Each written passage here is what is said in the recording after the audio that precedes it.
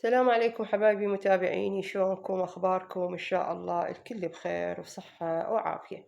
اليوم راح أسوي لكم حمص بطريقة المطاعم. سهل ومواده موجودة بكل بيت، ما تحتاجين شيء أكيد، لأنه أكيد كل بيت بيه لبن بيه راشي بيه زيت.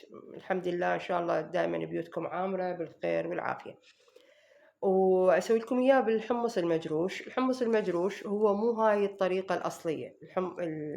الحمص بطحينة يسوونه عادةً بالحمص الحب، اللي إحنا نسميه بالعراق حمص لبلبي، لأنه مكاين المطاعم تختلف. المطاعم ذيك تهرس الكمية، مطاعم عندهم مكاين قوية تهرس، يعني المادة أو الحمص تسويه soft، تسويه كريمي. ليش؟ لأنه قوي.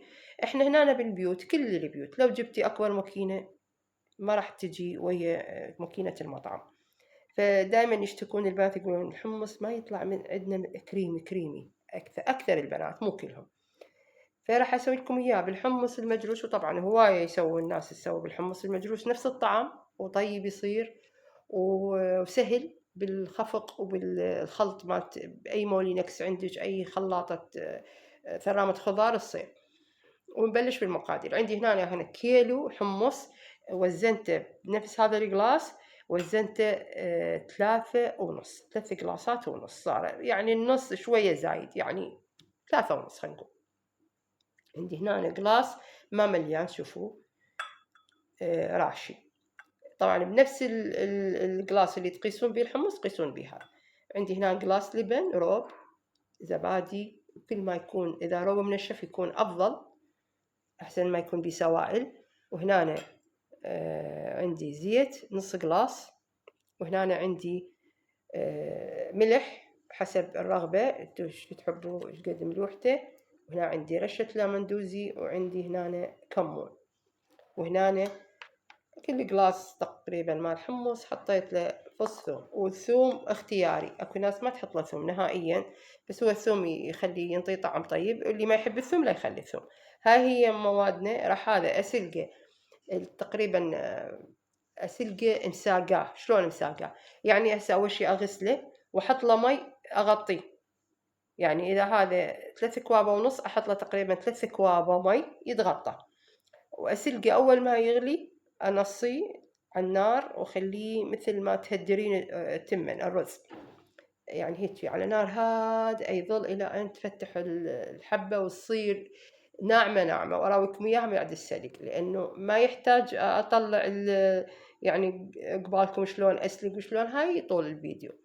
راح أسلقه وأخليه يبرد وأرجع لكم. وهاي حبايبي بعد ما برد سلقناه وبرد خليته بالثلاجة. من البارحة سلقته أنا وخليته يبرد تماما.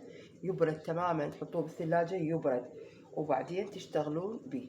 هاي هي نفس المواد، احنا ما غيرنا شي، بس الثوم دقينا او هرسنا كيفكم. راح اخلي المواد شوي شوي، ما اخليها كلها بالخلاط حتى تختلط مضبوط.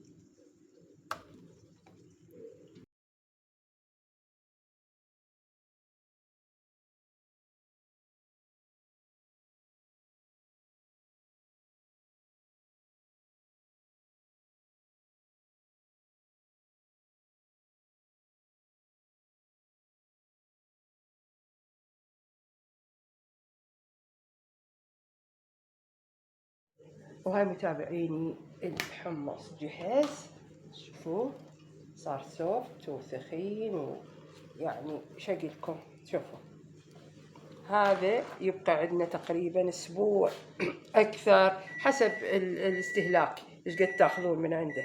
طبعا هذا كيلو، وممكن تسوينه للضيوف قبل يوم تسوينه وتجهزيه، احسن ما تظل هوسه بيوم بوقت الفطور. اتمنى يعجبكم هذا الفيديو وانتظروني بالتقديم.